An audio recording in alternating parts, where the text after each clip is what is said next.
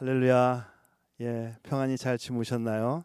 오늘 이 새벽에도 말씀을 통하여서 구원의 은혜 또 그 은혜의 감격이 또 우리의 말씀을 통하여 더욱 뜨거워지기를 주의 이름으로 축복합니다. 이사야가 활동했던 시기는 영적으로 암울하고 타락했던 시대였습니다. 가증한 우상들이 만연하고 또 이 우상들의 그 종교적인 그 관습이 이스라엘 백성들 가운데 깊이 파고들었던 그런 타락한 시대였습니다. 바로 이때 이사야는 하나님의 심판을 예언합니다. 이사야는 하나님의 심판을 예언했을 뿐만 아니라 이스라엘의 회복도 예언합니다. 그래서 이사야서는 크게 두 부분으로 나뉘어집니다. 1장부터 39장까지는 이스라엘을 향한 하나님의 심판의 말씀이 기록되어져 있고 40장부터 66장까지는 그러한 이스라엘을 다시 회복시키는 하나님의 말씀과 또 장차 임할 하나님의 영광에 대해서 기록하고 있습니다. 특별히 이사야 40장부터 48장까지는 이제 바벨론 포로에서 귀환하는 그 유다 백성들에 대해서 그 회복에 관하여 기록하고 있고요. 오늘 우리가 읽은 이사야 45장 5장 말씀에서는 이스라엘을 구원해 주시는 그 하나님이 어떤 분인지도 기록하고 있습니다. 특별히 이사야 40장에서 48장 내용을 잘 들여다보면 이런 표현이 많이 나옵니다. 두려워하지 말아라. 도와주리라. 내가 창조하였다. 나 외에는 구원자가 없다. 나 외에는 다른 신이 없다. 이런 표현들이 계속 반복이 됩니다. 그러면서 오늘 45장에서는 무려 8번이나 같은 말이 반복되고 있는데 이사야 45장에는 나 외에는 다른 신이 없다. 나 외에는 다른 신이 없다. 계속해서 하나님이 자기 자신을 소개하고 있습니다. 자, 그렇다면 회복을 주시는 그 하나님은 어떤 하나님이라고 말씀하고 계십니까? 이스라엘을 회복해 하신 하나님은 창조주 하나님이십니다. 오늘 본문 18절을 우리 다 같이 한번 읽어보도록 하겠습니다. 본문 18절 말씀입니다. 함께 읽습니다. 시작. 대저 여호와께서 이같이 말씀하시되 하늘을 창조하시니 그는 하나님이시니 그가 땅을 지으시고 그것을 만드셨으며 그것을 견고하게 하시되 혼돈하게 창조하지 아니하시고 사람이 거주하게 그것을 지으셨으니 나는 여호와라 나 외에 다른 이가 없느니라. 아멘. 여러분 창세기 1장 1절을 다 외우고 계시죠? 우리 다 외우니까 한번 다 같이 외워보도록 하겠습니다. 시작. 태초에 하나님이 천지를 창조하시니라. 훌륭하십니다. 다 외우셨습니다. 성경 맨 처음 시작은 창세기 1장 1절에서 태초에 하나님이 천지를 창조하시니라 라는 말씀으로 시작을 합니다. 하나님은 창조하시되 무질서하게 온 우주 만물을 창조한 것이 아니라 질서 있게 창조하셨습니다. 여러분 창조의 순서를 다 기억하시겠지만 맨 마지막에 창조한 것이 뭐죠? 사람입니다. 하나님은 맨 마지막에 인간을 창조하셨습니다. 왜 그랬을까요? 왜 사람을 맨 마지막에 창조하셨을까요? 하나님의 관심은 사람에게 있기 때문입니다. 오늘 하나님의 관심은 저와 여러분에게 있습니다. 하나님은 하나님께서 창조하신 이 세상 속에서 사람들과 인간들과 함께 화목하게 살기를 원하셨습니다. 그러나 사탄은 아담을 범죄케 함으로 하나님의 질서를 뒤흔들어 놓았습니다. 사탄은 질서가 아닌 혼란과 혼돈과 공허함으로 세상을 요란하게 만들었습니다. 여러분 요즘 우리가 사는 세상은요 가치관의 혼란으로 정말 살기가 너무 복잡한 세상이 되어져 버렸습니다. 미국의 어떤 주는 초등학교 아이들 교과서에 이런 내용이 있어요. 아빠는 카워시를 합니다. 엄마는 빨래를 합니다.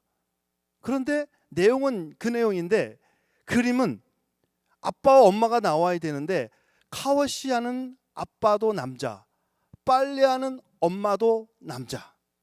가치관의 혼란입니다. 지금 한국은 35분에 한 명씩, 35분마다 한 명씩 자살을 하고 있어요. 삶의 의미를 잃어버린 채 공허함 속에 자살하고 있습니다. 코로나가 일어나자 교회는 온라인으로 예배하였지만 하나님을 떠난, 하나님을 믿지 않는 불신자들, 특별히 한국에서는 온라인으로 구판을 벌리고 온라인으로 점을 칩니다. 영적으로 타락하고 영적으로 혼란하고 혼돈한 그 사람들은 하나님의 자리에 하나님이 아닌 다른 것, 우상을 채워 놓습니다. 하나님은 세상을 사람이 살기 좋은 세상으로 견고하게 창조하셨지만 사탄은 그 세상의 혼돈과 공허의 땅으로 그 세상을 변화시켜 버렸습니다. 바벨론의 침공으로 혼돈과 공허의 땅으로 변한 이 예루살렘을 의로우신 하나님은 그 땅을 다시 회복하시겠다고 말씀하십니다. 하나님은 아담의 범죄로 타락한 이 땅을 다시 회복하실 것입니다. 그래서 창조 이야기로 시작한 이 성경 말씀은 요한계시록 21장 맨 마지막에서 새 하늘과 새 땅으로 성경의 말씀을 맺습니다. 사랑하는 성도 여러분, 우리의 삶이 복잡하고 혼란할 때가 있습니다. 때로는 어디로 가야 될지, 때로는 무엇을 해야 될지 알지 못할 때가 있습니다. 혼란과 공허함 속에 빠져들 때가 있죠. 사랑하는 성도 여러분, 여러분의 인생을 새롭게 창조하시는 하나님, 그 창조하신 하나님 앞에 나올 수 있기를 주의 이름으로 축복합니다. 계속해서 본문 20절 말씀을 볼까요? 열방 중에서 피난한 자들아, 너희는 모여 오라. 함께 가까이 나오라. 나무 우상을 가지고 다니며 구원하지 못하는 신에게 기도하는 자들은 무지한 자들이니라. 여러분, 당시의 사람들은 나무로 또 쇠로 우상들을 만들었습니다. 얼마나 크게 만들었는지 모르지만 이 들기가 너무 무거웠어요. 그래서 나귀에 싣고 다니며 이 우상들을 나귀에 싣고 다니며 이 우상을 숭배했는데 자신들의 삶의 문제, 자신들의 그런 영생에 대한 문제를 놓고 이 나무로 만든 우상, 새로 만든 우상에게 절을 하고 또 기도를 하고 간절히 간구해 봅니다. 그러나 이 우상은 아무런 반응이 없고 아무런 응답도 없었습니다. 왜 그럴까요? 우상이니까요. 우상이니까. 생명이 없으니까요. 그저 쇳덩이고 나무덩이이기 때문에 아무런 반응이 없던 겁니다.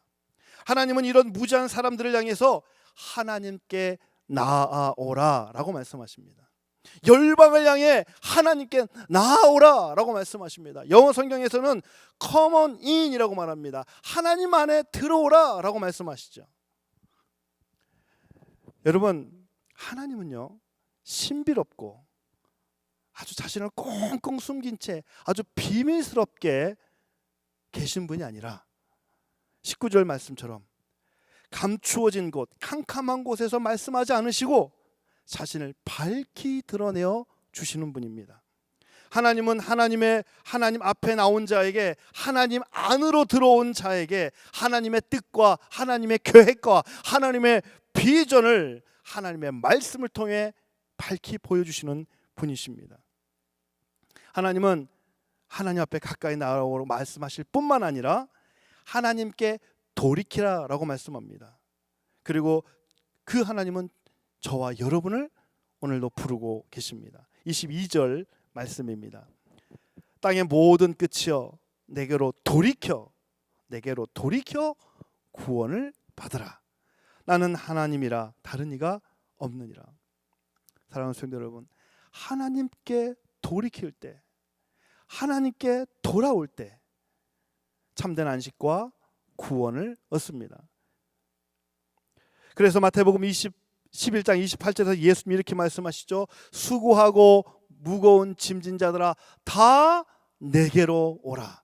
내가 너희를 쉬게 하리라. 오늘 본문 우리가 읽진 않았지만 23절과 25절 말씀의 내용은 또 이렇습니다. 구원함을 입은 온 땅의 백성들이, 구원받은 백성들이 하나님을 찬양하는 내용이 기록되어져 있습니다. 24절과 25절 말씀을 제가 읽어드립니다. 내게 대한 어떤 자의 말에 공의와 힘은 여호와께만 있나니 사람들이 그에게로 나아갈 것이라. 무릇 그에게 노하는 자는 부끄러움을 당하리라. 그러나 이스라엘 자손은 다 여호와로 말미암아 의롭다함을 얻고 자랑하리라 하느니라. 여러분, 여기서 어떤 자란 우상에서 돌이켜 구원을 얻은 사람을 말합니다. 여러분, 이 사람이 뭐라고 고백을 하냐면, 뭐라고 말하냐면, 공의와 힘은 여호와에게만 있습니다. 다시 쉽게 말하면 구원과 능력은 하나님께만 있습니다 라고 고백하며 그 하나님을 찬양하고 있는 겁니다. 여러분, 구원받은 사람은 구원하신 하나님의 은혜를 찬양하고 구원받은 그 은혜에 대한 고백을 할 수밖에 없는 겁니다. 하나님은 우리가 구원받은 그 은혜를 나 혼자 간직하기를 원하지 않습니다. 하나님, 우리가 세상 속에서 복음의 증인이 되어서 하나님의 구원과 하나님의 능력을 선포하기 원하십니다.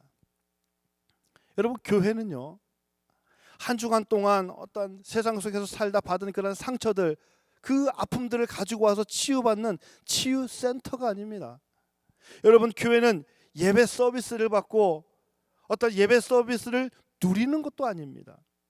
교회는 예수 그리스도의 십자가의 은혜로 구원받은 백성들이 하나님께 영적 은혜를 충전받는 것입니다. 우리가 주유소에 가면 가스를 넣죠. 가스를 넣고 나면 어떻습니까? 이제 다시 힘차게 또 주어진 거리를 힘차게 달려나갑니다.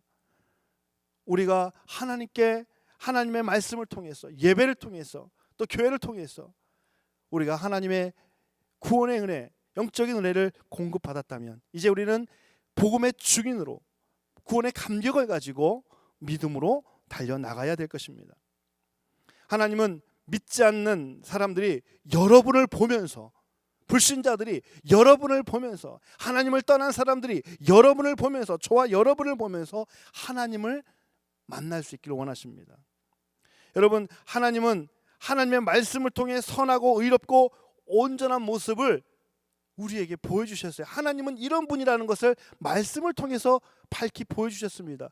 의롭고 거룩하고 정직하고 신실하신 그 하나님의 모습을 이미 보여주셨습니다. 우리는 하나님의 형상을 회복해야 됩니다. 우리는 하나님을 닮아야 합니다. 그래서 우리는 하나님과 같이 선하고 의롭고 거룩한 모습을 갖춰야 되는 거죠. 그래서 우리는 그런 하나님의 형상을 회복해서 우리의 가정에서, 일터에서, 삶의 현장에서 말로만 복음을 전할 뿐만 아니라, 나의 작은 행동, 나의 표정, 나의 언어 속에서 구원받은 하나님의 백성의 모습을 나타내 보일 수 있어야 합니다. 오늘 본문 마지막 25절에서 하나님께서 우리에게 이렇게 말씀하십니다. 여호와로 말미암아 의롭다함을 얻고 자랑하리라. 오늘 하루 구원받은 것이 우리의 자랑이 되고 구원하신 하나님이 저와 여러분의 자랑이 될 수 있기를 바랍니다. 나를 위해 구원하신 그 십자가를 진 의로운 예수님이 우리의 자랑이 되어지고 오늘 그분을 자랑하는 복음의 증인이 되는 저와 여러분이 되기를 주의 이름으로 축복합니다.